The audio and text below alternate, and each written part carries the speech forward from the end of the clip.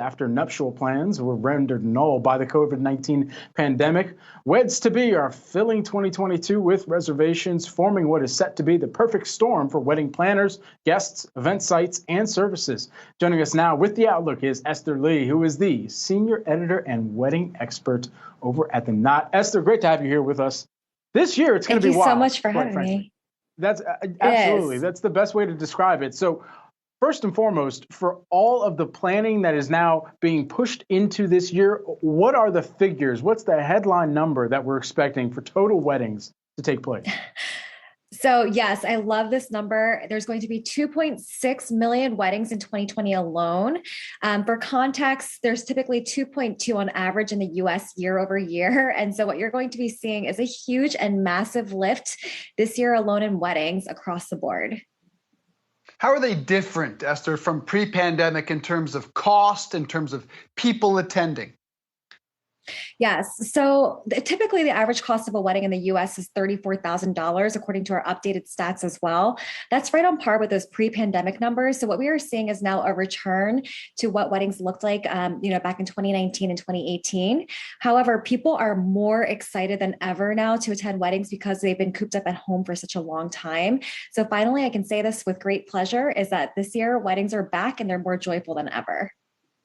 So the newlyweds to be might be ready, and you also have the guests who might be ready. What about the vendors? How are they dealing with this when they still have supply chain issues? They have inflation. How is that all figuring into this?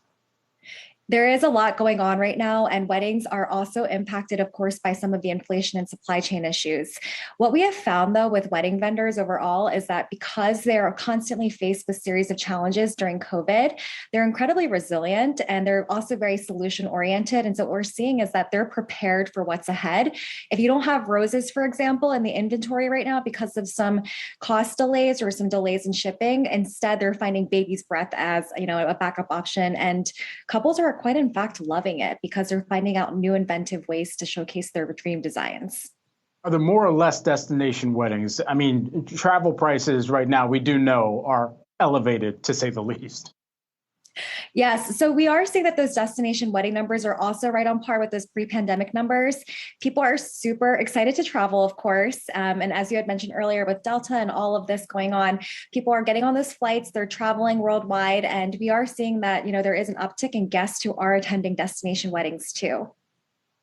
I can't help but wonder how many thousands of weddings had to be canceled because people had to stay home together and realize, I don't like that person that much. But I'm not going to ask you about that. There's probably not data to support it.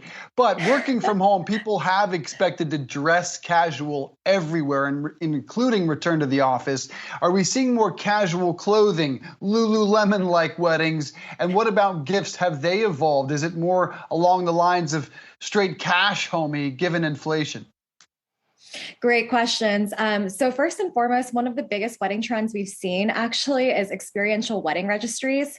So at the Knot Registry Store, for example, couples can register for experiences now for their honeymoons, for their future homes. And those are very popular because people have actually had the home items from, during being cooped up at home, having to cook and everything else.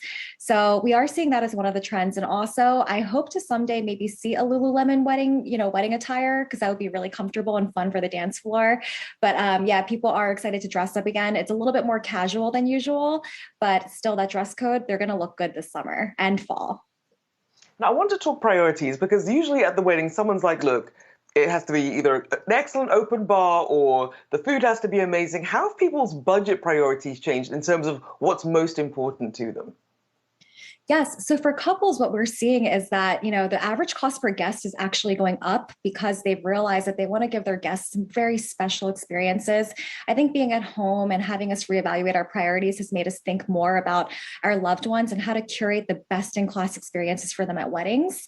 From the guest perspective too, we're actually seeing that they're willing to spend more, and there is an uptick and a surge in guest spend because they're willing to travel, they're willing to book those hotels. And it's right on par with what's happening economically right now too. And so they're spending, and it's going to be a really exciting fall and summer ahead again. How have we seen, just pre-pandemic Delta to now, the wedding planning process just change? And what are the biggest trends that we're going to see continue to move forward even after the pandemic?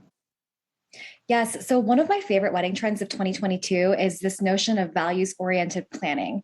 People have just been through so much together. And so, because of this, they're reevaluating their priorities, and couples are leading with their values first. They're hiring vendors who reflect, whether what they believe in, and they're putting their money where their mouth is. And so, there's that. And the planning process will continue in that regard. They're also putting guest experiences first. So they're really leaning into wedding websites and educating their guests on what to expect from the week and getting them amped up and excited. For example, I know a couple that share their full itinerary of first date spots and like favorites places in the city, so that their guests could also enjoy it as well. And the wedding website is a great place to leverage that information. Well, I don't have any invitations, so if anybody needs a guest at their wedding, I need to add some on the calendar. Esther Lee, the Knot senior editor and wedding expert. Great to have you here. Looking forward to the year of the wedding.